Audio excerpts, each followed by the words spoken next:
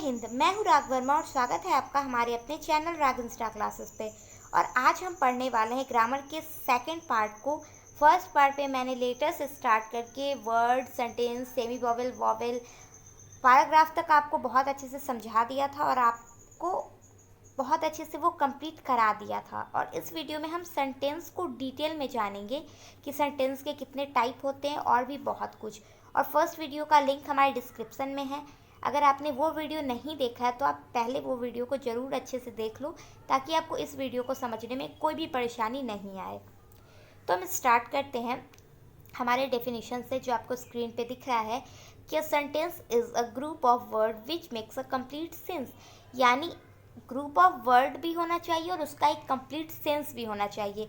यानी शब्दों का एक ऐसा समूह जिसका पूर्ण अर्थ होता है वो वाक्य कहलाता है। अब देखो, अगर हम सिर्फ ग्रुप की बात करते हैं तो जैसे इज़ योर नेम व्हाट, ये तो ग्रुप ऑफ वर्ड है, लेकिन क्या इसे हम सेंटेंस कहेंगे? नहीं, क्योंकि इसका कोई मतलब नहीं होता है। लेकिन वही अगर मैं पूछूं कि व्हाट इज़ योर नेम, आपको समझ में आ गया कि मैं आपसे आपका नाम पूछ रही हूँ, तो ये सेंटेंस होगा। तो वैसे ही यहाँ मैंने कुछ सेंटेंसेस के एग्जाम्पल भी दे रखे हैं, जैसे कम हेयर, इधर आओ, व्हाट अ ब्यूटीफुल साइट, यानी क्या खूब नज़ारा। वाई डू यू हेयर, यहाँ पे हेयर नहीं रीड होगा, तभी होगा कि तुम क्यों पढ़ते हो। ठीक है, वाई डू यू रीड। तो ये सब आप देखो, आपको समझ में अच्छे से अगर आ रहा है तो ये हमारा एक सेंटेंस हो गया। तो यहाँ पे काइंड ऑफ सेंटेंसेस की अगर हम बात करें तो यहाँ पे बेसिकली हम इसको 4 टाइप में देखते हैं। पहला है असर्टिव सेंटेंस, दूसरा है interrogative sentence, and third is imperative sentence, and fourth is exclamatory sentence, जिसको हिंदी में हम निश्चयवाचक वाक्य, प्रश्नवाचक वाक्य, आदेश सूचक वाक्य और विस्मयादि बोधक वाक्य कहते हैं। असर्टिव सेंटेंस, तो देखो, a sentence that make a statement or assertion is called an assertive sentence or declarative sentence. यानी ऐसा वाक्य जिसमें किसी बात को या तो स्वीकार किया जाता है या फिर उससे इनकार कराया जाता है, उसको हम असर्टिव सेंटेंस में रखेंगे। अब आप सोचोगे कि स्वीकार और इनकार करना क्या है। जैसे आप देखो कि अगर मैं आपसे पूछूं कि आपने खाना खा लिया तो आप बोलोगे हाँ। मैं कहूँगी उधर बैठो तो आप बैठ जाओगे। मैं कहूँगी कि आपके पापा क्या करते हैं तो आप मुझे आंसर दोगे। या फिर मैं पूछूँगी कि क्या आप कोल्ड ड्रिंक पियोगे तो आप मना करोगे। यानी ऐसे सेंटेंस जिसका हमें जो जवाब मिलता है वो येस और नो के रूप में मिल जाता है बहुत आसानी से, तो उसे हम असर्टिव सेंटेंस में रखते हैं। ठीक है, अब आप देखो, इसको हम लोग 2 भागों में बांटते हैं, एक है अफर्मेटिव और दूसरा है negative. Sentence of expectance is called affirmative sentence or positive sentence. यानी ऐसा वाक्य जिसमें स्वीकार किए जाने का भाव प्रकट होता है उसको हम लोग स्वीकारात्मक वाक्य कहेंगे। यानी जिसमें हम कोई चीज़ को एक्सेप्ट कर लेते हैं। मान लेते, जैसे क्या आपने खाया तो हाँ मैंने खा लिया। क्या आप लड़की हो? हाँ मैं लड़की हूँ। क्या आप विद्यार्थी हो? हाँ मैं विद्यार्थी हूँ। क्या आप जाओगे? हाँ मैं अभी जाऊँगी। तो ऐसा सेंटेंस जिसमें हम एक्सेप्ट करते हैं चीज़ों को, वो अफर्मेटिव में आ जाता है, यानी स्वीकारात्मक में आ जाता है। वैसे ही निगेटिव सेंटेंस में देख लो, आपके sentence in which the feeling of absence of any action appearance is called a negative sentence. यानी ऐसा वाक्य जिसमें किसी कार्य के ना होने का भाव प्रकट होता है। अगर होगा तो अफर्मेटिव, अगर ना लगा रहेगा तो वो निगेटिव। बहुत सा सिंपल बात है। जैसे आई डोंट नो, यानी मुझे नहीं पता। ही विल नॉट गो, वह नहीं जाएगा। सी डिड नॉट एट, उसने खाना नहीं खाया। तो सब में आप देखो नो नॉट लगा हुआ है। तो इस टाइप के जितने भी सेंटेंसेस होते हैं सब निगेटिव में आता है। सिंपल सा बात है, जिसमें न लगा हो वो आ गया निगेटिव में, जिसको हम लोग नकारात्मक वाक्य कहते हैं या फिर निषेधात्मक वाक्य कहते हैं। तो हमारा पहला असर्टिव जो सेंटेंस है वो कंप्लीट हो गया अफर्मेटिव और निगेटिव से। सेकेंड टाइप जो था इंटरोगेटिव, वो हम पढ़ते हैं। तो अब देखो, sentence in which the feeling of beings asked a question about an object, person or thing is called interrogative sentence. यानी ऐसा वाक्य जिसमें किसी वस्तु, व्यक्ति या बात के विषय के प्रश्न पूछे जाने का भाव होता है उसे हम प्रश्नवाचक कहते हैं। यानी जिस ऐसा कोई भी सेंटेंस जिससे कोई क्वेश्चन आता हो हमारे पास, उसको हम क्या कहेंगे? इंट्रोगेटिव में रखेंगे। जैसे डू यू नो, क्या तुम जानते हो? तो ये हमने प्रश्न किया। वेयर आर यू गोइंग, तुम कहाँ जा रहे हो? तो यहाँ पे भी हमने क्वेश्चन किया।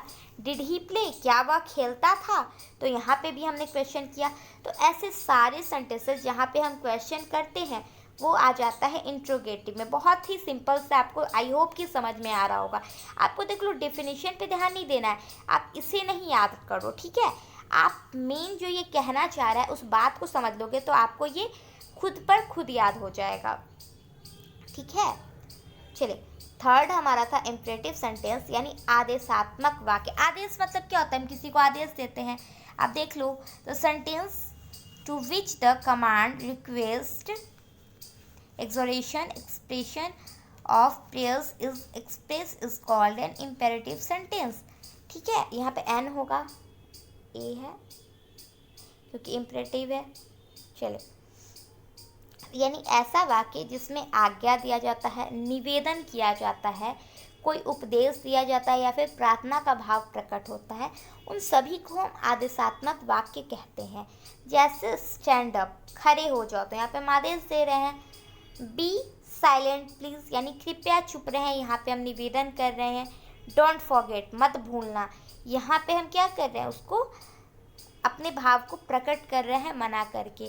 तो ऐसे जो भी सेंटेंस होते हैं जहाँ पे हम सामने वाले को क्या करते हैं, या तो कोई आज्ञा करते हैं या फिर कोई रिक्वेस्ट करते हैं, वैसे सारे किस में आ जाएंगे, तो इम्परेटिव में आ जाएंगे। और आप देख लो कि नोट में यहाँ दिया गया कि इस वाक्य में सब्जेक्ट यू हमेशा छिपा होता है। बिल्कुल सी बात है कि यहाँ पे यू छिपा होता है। जैसे मैं बोलूँगी खड़े हो जाओ, स्टैंड अप किसी को, तो यहाँ पे यू स्टैंड अप हम नहीं बोलते हैं, लेकिन फिर भी सामने वाला समझ जाता है कि हमने क्या किया है, उसको खड़े होने के लिए बोला है।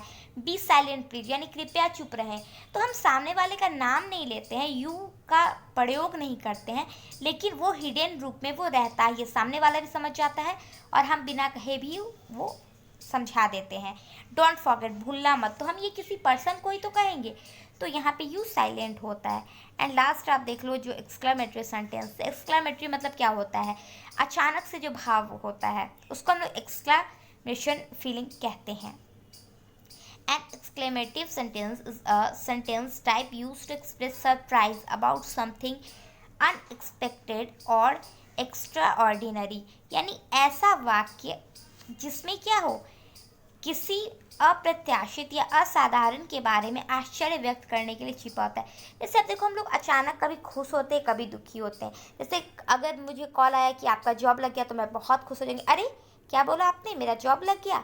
तो यहाँ पे आप देखो अचानक वाला भाव आया, लेकिन वो हमारे लिए पॉजिटिव न्यूज़ है, अच्छा है। लेकिन अगर मुझे कॉल आया किसी ऐसे मेरे रिलेटिव का जो अब नहीं रहे, तो वहाँ पे मैं क्या बोलूँगी, ओह वो नहीं रहे, तो वो भी अचानक वाली फीलिंग रहेगी, लेकिन वो निगेटिव फीलिंग रहेगी। तो ऐसी कोई भी बात जिससे हमें आश्चर्य होता है, चाहे वो पॉजिटिव हो हमारे लिए, चाहे वो निगेटिव हो, जिसमें अचानक आश्चर्य हम उससे बताते हैं, सेंटेंस में प्रयोग में लाते हैं, वो किस में आ जाएगा, तो एक्सक्लेमेटरी सेंटेंस में आ जाएगा। जैसे व्हाट अ ब्यूटीफुल साइट, क्या खूब नज़ारा।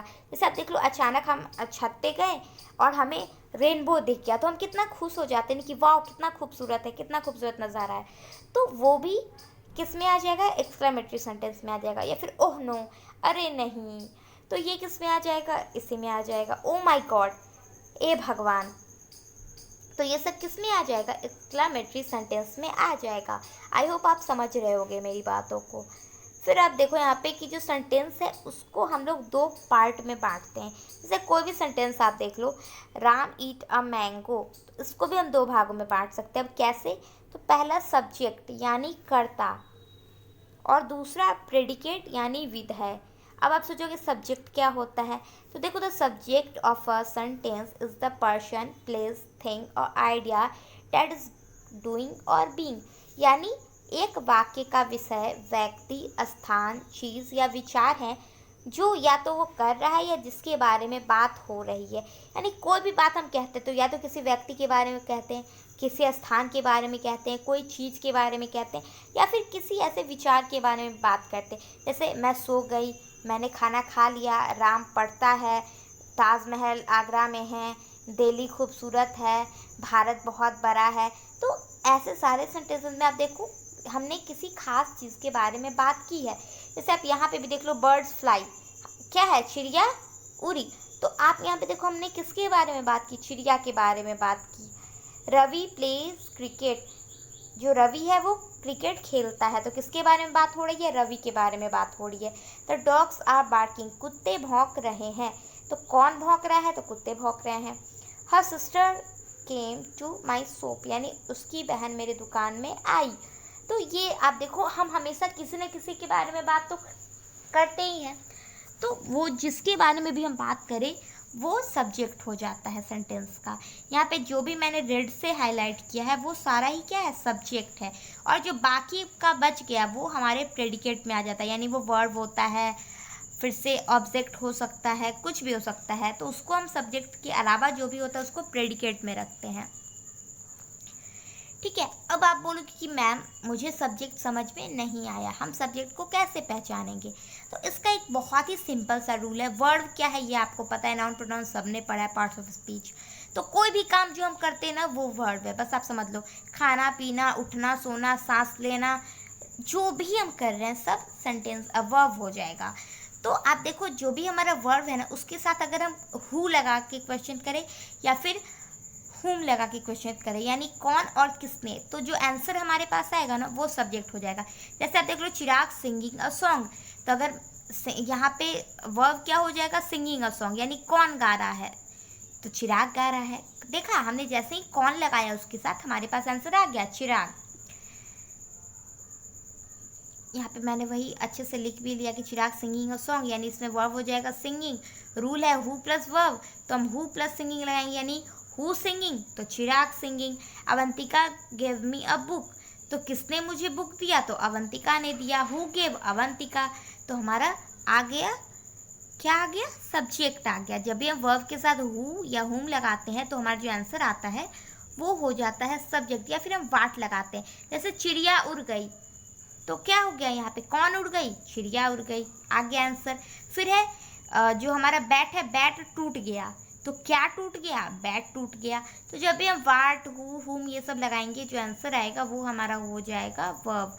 और ये मैंने कुछ क्वेश्चन आपके लिए रखा है कि डज ही प्ले टेनिस, तो आपको यहाँ पे क्या करना है ना, इसमें से सब्जेक्ट को छांट के लिखना है और आप हमें कमेंट करके सारा लाइन से ये क्वेश्चन आप सॉल्व करो और हमें कमेंट में सारे बच्चों का आंसर चाहिए। और यहीं पे हमारा वीडियो कंप्लीट होता है। Thank you.